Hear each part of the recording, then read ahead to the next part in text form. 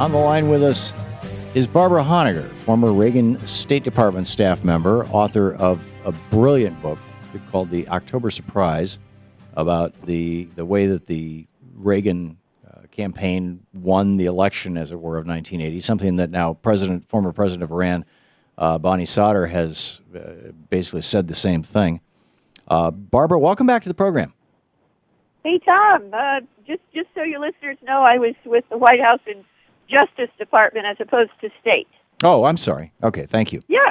The White House, and in fact, on the back of your book, there's a picture of you standing between President Reagan and Vice President Bush.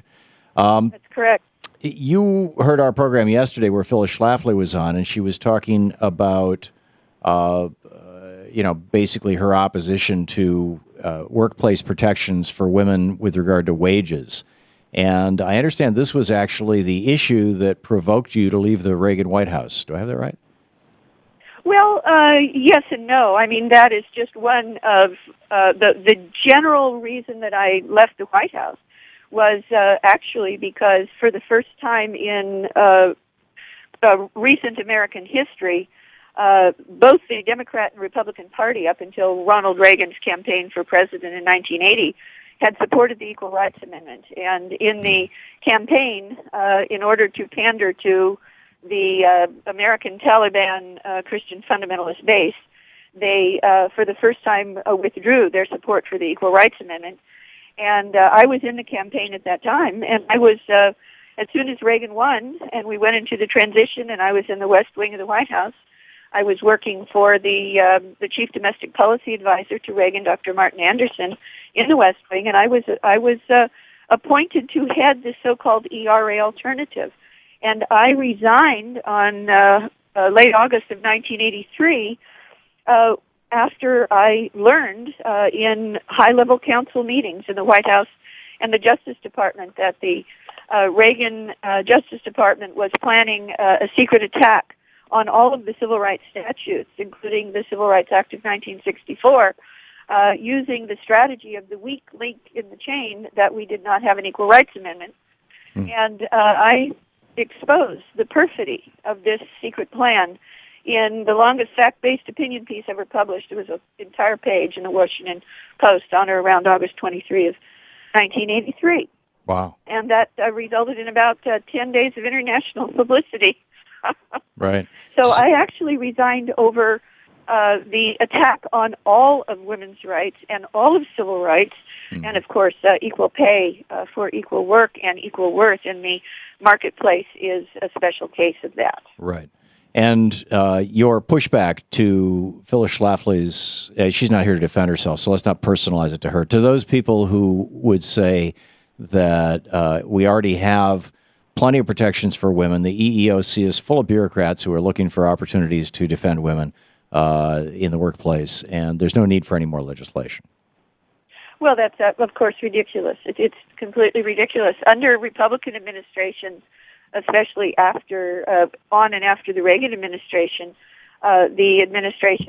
Republican administrations do everything they can not to enforce those laws through the EEOC.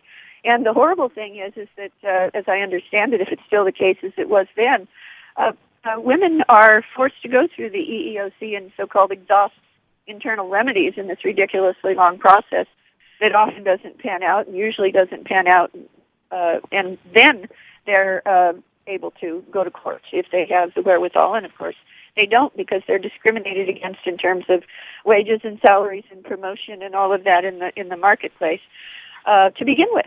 Remarkable. So good. I wanted to get that on the record from somebody who was there and who knows what was going on. And the conservatives are still up to their old tricks, and they're still pushing this stuff, and they're still pushing back against the Democrats promoting the idea of equality in the workplace. Can I change the subject to the October surprise for a moment? Oh, would you mind? There are 2 points I'd like to make about my experience with women's rights, if I could briefly. Please do. Okay. I would just like people to understand the degree of perfidy of the Republican Party, starting with the Reagan administration. And this is a personal experience I had.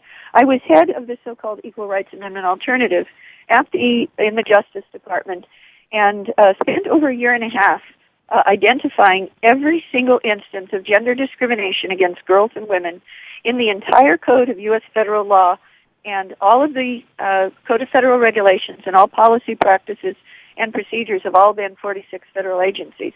And that resulted in 7 volumes published by the government printing office. It stands about 1.5 feet high. And to this day, they are still not corrected, Tom. And I took those 7 volumes after they were printed in late summer of 1983. I had an appointment with Jim Baker, who is White House Chief of Staff to Reagan. And in that meeting, he had those volumes for about 2 weeks.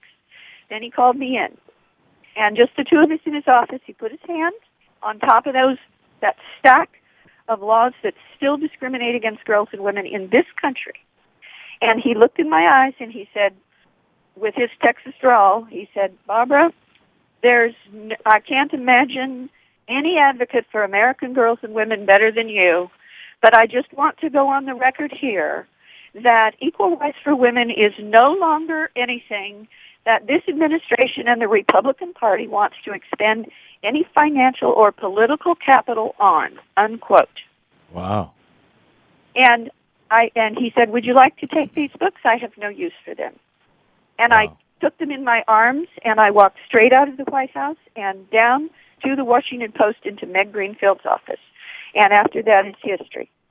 So the perfidy is really unbelievable. And the other experience that I had that the American people need to understand is that the day that the ratification deadline ran out on the Equal Rights Amendment, because the states had a certain period of time in order to ratify, the day that the Equal Rights Amendment died, there was a huge celebratory dinner and dance in a fancy Washington, D.C. hotel, and because I worked in the West Wing of the White House with the domestic policy advisor on the issue of women's rights, I was invited.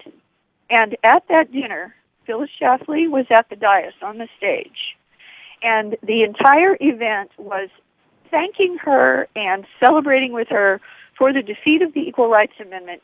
And at the moment, the penultimate moment, the band played Ding Dong, the Witch is Dead, the witch being equal rights for American women. And it was as if someone had put a knife into my stomach. I just want the American people to know how bad the Republican Party is and that the war on women started consciously against American women, and it is still going on today, and it started with the Reagan administration. Barbara, we just have a minute left. Do you think that war on women is the result of reaching out to misogynists, or is there some economic or political motive behind it? Why? Well, it's both. It's both. The real reason is that there are the Republican men, and I know this from talking to them and having them being honest with me in the White House and the Justice Department. They're scared to death that, quote, their women, if you recall George W. Bush talked about our women, they're afraid to death that their wives especially are going to get out of control.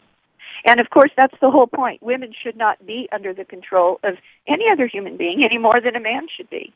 And the reality is that for decades and decades and centuries and millennia, the institution, the so-called traditional institution of marriage, has been effectively biological slavery. It's also economic slavery for the father, but it is literally biological slavery for the woman. And it's really no different. There will be a time in our history in the future when the traditional marriage will be seen as fundamentally no different than slavery. Remarkable. I don't disagree at all. Hang on just a second, Barbara. This is the Thom Hartmann Program. Barbara Honegger, formerly with the Reagan administration, and the author of October Surprise. Thank you, Barbara. You're welcome. Please hold on for just a second.